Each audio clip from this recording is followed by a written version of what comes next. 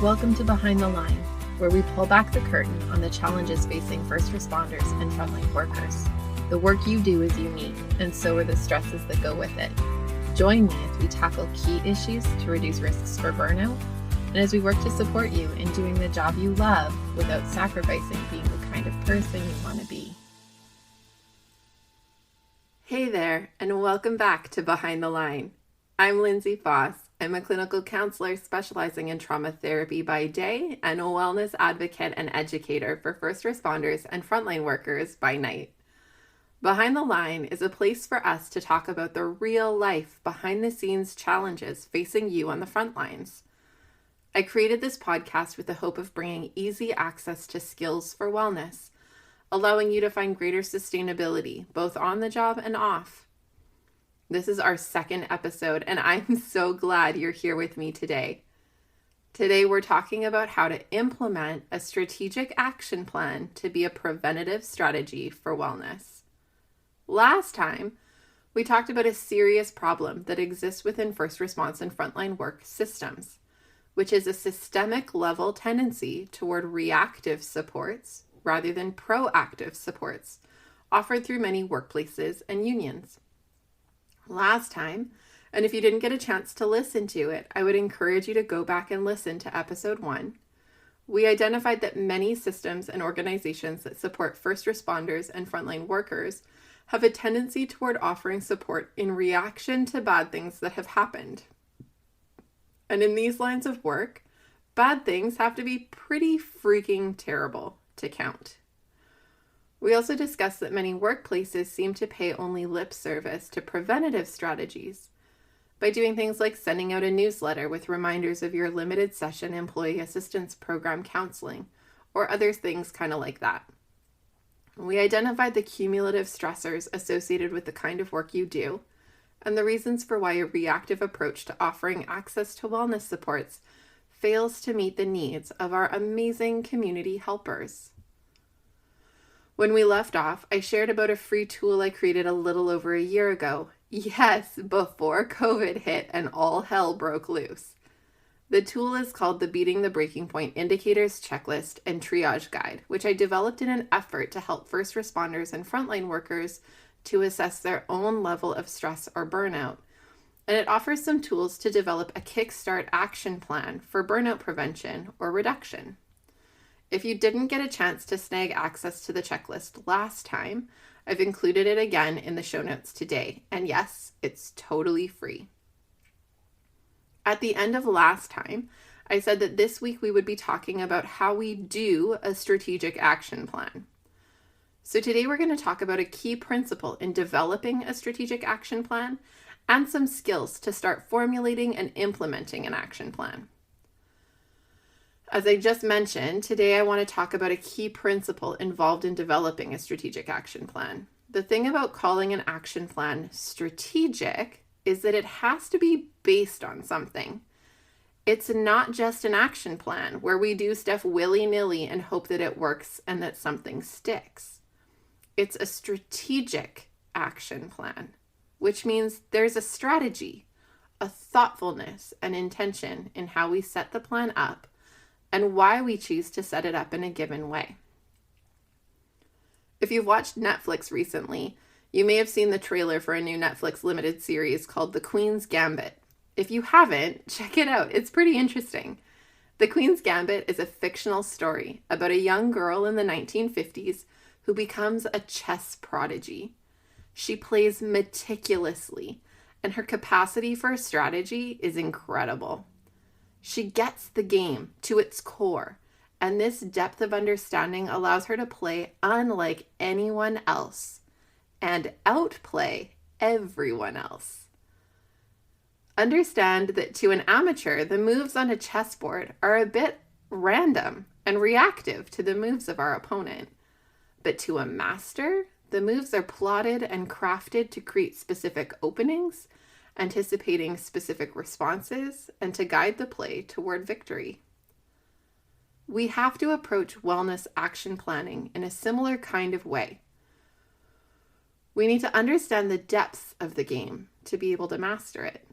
So when we talk about the concept of a key principle, know that what we're talking about is fundamental to mastering the game of working on the front lines. All of the action planning bits and pieces are the moves based on this fundamental understanding. They can either be random and that of an amateur, or they can be carefully crafted to yield the desired result. So, what is the key principle involved in developing a strategic action plan, you're wondering? Today, we're talking about resilience. Okay, be honest. What came to mind when you heard me say that word, resilience?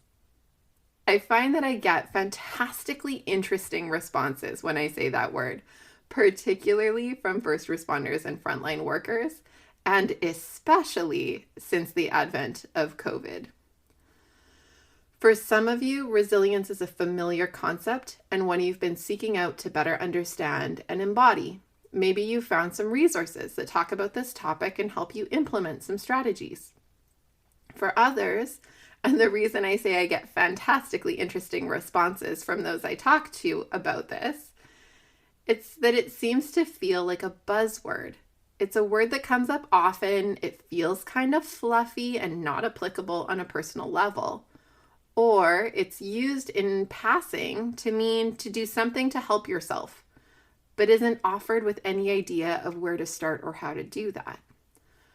Most especially since COVID, I hear more and more frontline workers sharing about how they feel sick of hearing the word resilience. It's like this impossible thing to achieve when the demands of the work are so high. The demands of life outside of work are also high, and there is an unrelenting awareness that we are living and working in a pandemic. I hear often that resilience is this great idea in theory, but gets sticky in practice. And usually I find that it's because we're working with the wrong definition. I think to most people, resilience means bouncing back. Simple, right? Except that in its simplicity, it feels somewhat useless or not applicable. It brings up ideas of thinking positively, not being affected by the hard stuff that comes up day to day, and being able to carry on in the face of adversity. Like magic, right? But when you do a job that means constantly staring into the eyes of some of the very hardest moments for our fellow humans, how are we supposed to just keep bouncing back? Time and time and time again, how do you stay positive? How does this happen?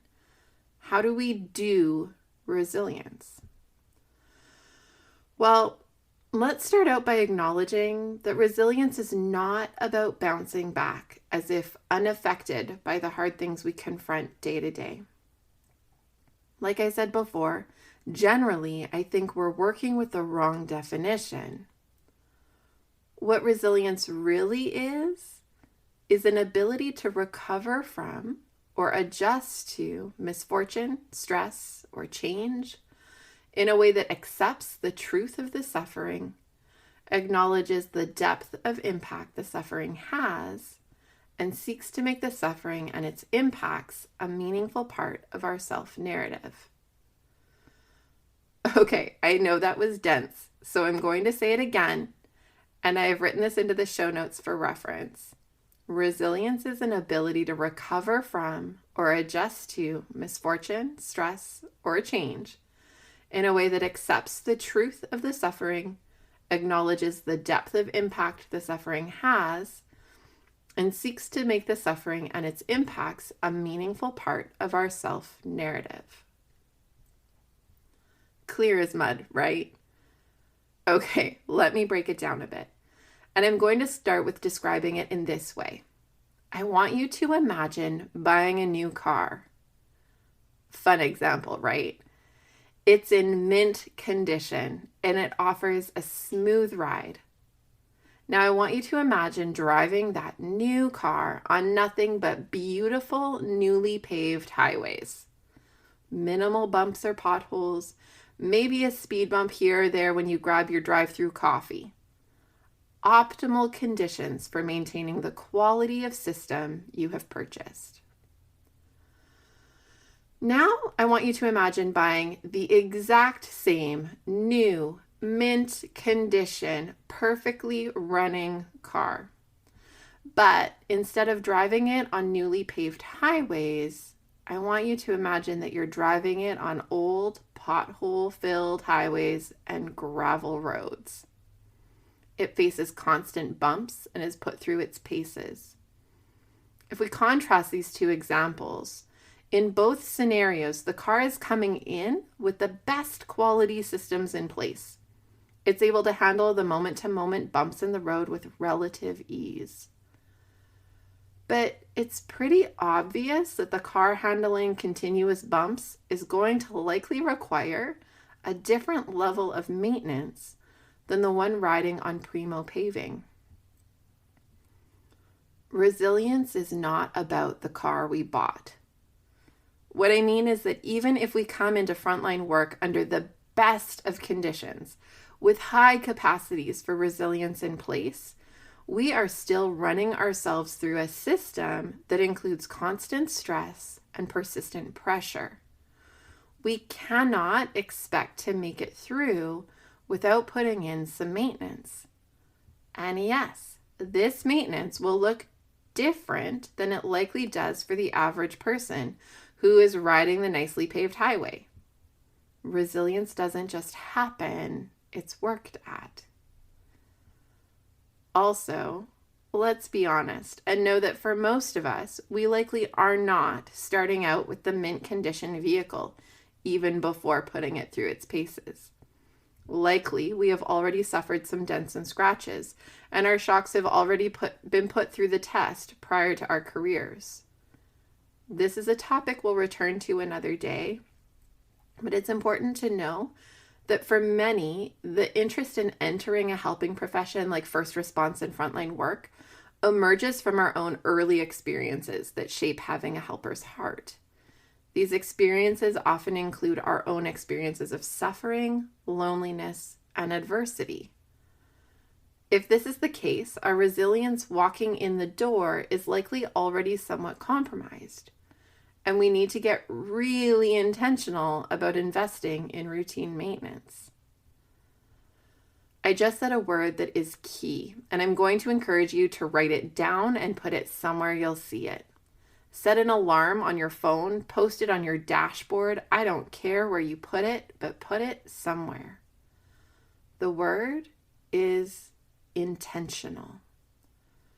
When we think about the toll of the job, it comes through many moments big and small.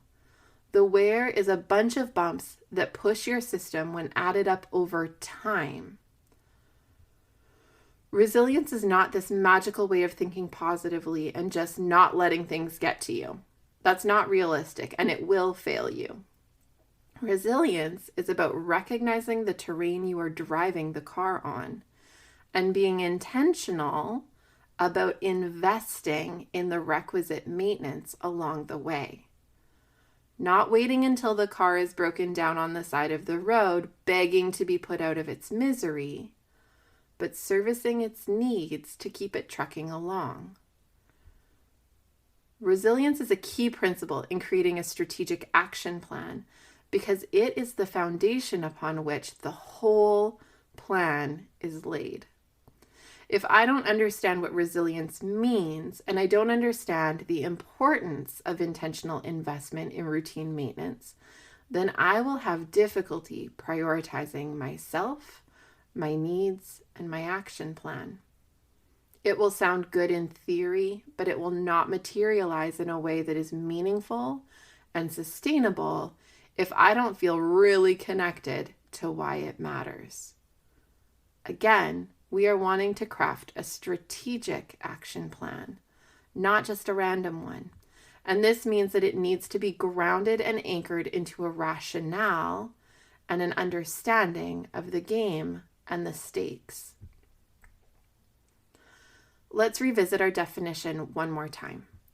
Resilience is an ability to recover from or adjust to misfortune, stress, or change. in a way that accepts the truth of the suffering, acknowledges the depth of impact the suffering has, and seeks to make the suffering and its impacts a meaningful part of our self-narrative. So let's break this down. First, resilience is an ability to recover from or adjust. It does not mean being unaffected by, springing back as if nothing has happened. And by the way, both the words recover from and adjust to are active words. Resilience asks us to be active participants in a process, not just bystanders hoping to come out of the chaos unscathed. Second, when we're engaging in resilience, we are recovering from or adjusting to misfortune, stress, or change. What this means is we cannot know our resilience unless we are faced by hardship. Resilience and our capacity for it is defined by the existence of difficulty. So when we face hardship, we need to know that the experience itself does not define my resilience. Rather, my choices and responses to the situation do. Third, when we face misfortune, stress, or change, in order to engage it from a place of resilience, seeking to recover from or adjust to the hardship, we need to do 3 things. 1, we need to accept the truth of the suffering. We have to look at the situation and say, shit, this is tough. To be resilient, we cannot bury our heads in the sand and act as if everything is fine. We can't trick ourselves into believing that. To do so is not resilience, and it will not be sustainable. We have to see the situation for what it is and allow ourselves permission to call it by name. A bit like Harry Potter using the name Voldemort. 2, we need to acknowledge the depth of impact the suffering has. So once we say to ourselves and admit to ourselves that shit, this is tough, the next thing is some version of awareness of what the situation is impacting. This might be things like, I can see I'm feeling more fatigued and irritable. I can tell the kids are tiptoeing around me. Or I can feel myself being weighed down by this one, like I can't shake it and all I want to do is sleep to avoid it. These are just a couple of examples, but there are honestly a million variations, and it will be personal to you, to the situation, and to your context. Third, we need to seek to make the suffering and its impacts a meaningful part of our self-narrative. What this means is that we need to engage with the difficulty and its impacts and work to tell a story about ourselves that helps to put these pieces in a meaningful place. How we go about doing this is again extraordinarily personal and will look unique to you, but generally includes specific ways of speaking to yourself about the situation and some actions to help support your needs to make meaning of the hardship. I'm going to walk you through an example of this in my own life to help illustrate what this process can sound like. Because I work almost exclusively with trauma, my own personal risk for vicarious trauma is higher than the average bear. Being witness to not only the harrowing stories of my individual clients, but the greater awareness of the collective suffering of humanity that's represented by their stories can weigh really heavy at times. In an average day, I see 5 to 6 clients, each with complex trauma. I do this 4 days a week while also acting as director of the largest counseling clinic in our area. Listening to stories of torment, literal torture, abuse, and gross neglect can make me disillusioned with the state of humanity, and I can feel hopeless and like anything I'm offering is such a ridiculously tiny drop in the bucket that it has no worth at all. When I feel like this, it's palpable. It feels like I'm walking through water, like everything takes so much more energy. When I feel like this, I will tend to have difficulty being present with my family, and I'll notice more instances where my kids have to say mom like 10 times to get my attention because I'm not really there. In these kinds of spaces, I get really intentional. I'm practiced at this now, 10 years in, and tend to notice it far more quickly than I once did.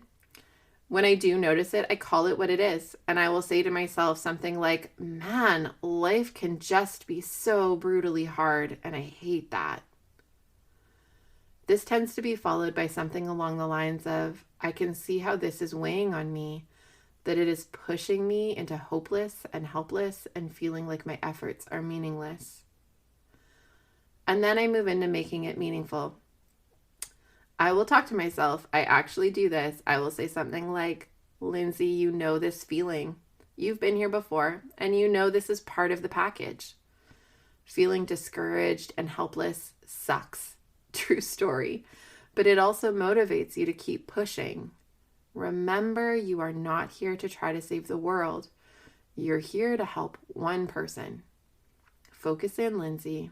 Yes, the world is crazy and brutal, but you also get an inside view of the good moments, the connected moments, the change moments.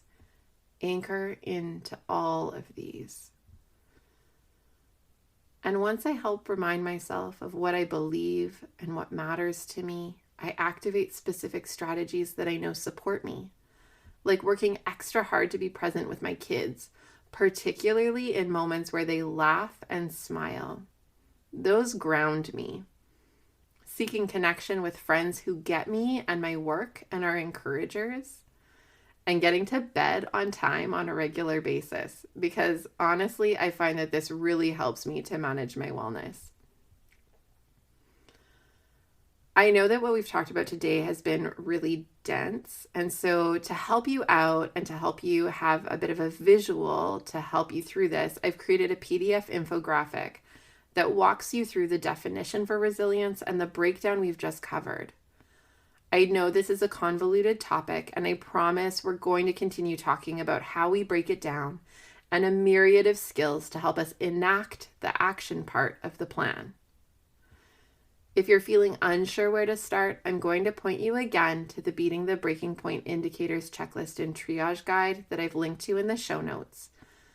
It has some great suggestions for how to start and some additional recommended resources if you're ready to invest in keeping your metaphorical car on the road. As I mentioned, this is a topic we are going to continue to talk about throughout the series and we'll be looking hard at over the coming weeks and months. I hope you'll stick with me. This week, I hope you can spend some time thinking about the wear and tear your resilience is facing and consider the maintenance routines you either have in place or don't. Again, check out the Indicators Checklist and Triage Guide to start implementing or strengthening your maintenance routine to keep you well, both on the job and off.